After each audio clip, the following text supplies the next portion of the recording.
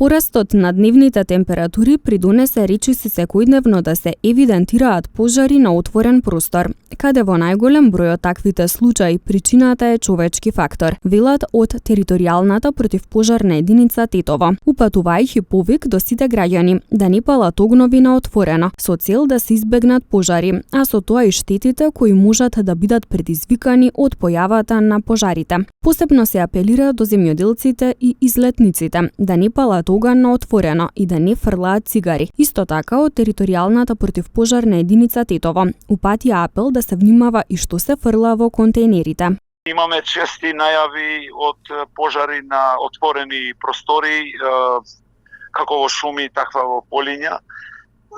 Разбирам дека луѓето ги собират и ги чистат нивите и шумите горе, ама треба се пазат со палењето на овие предмети, пошто стварно не се случува.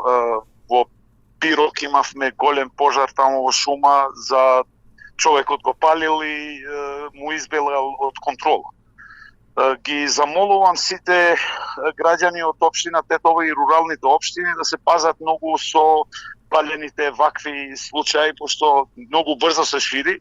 Немаме долго време дожд и еве сега температурите идат нагоре.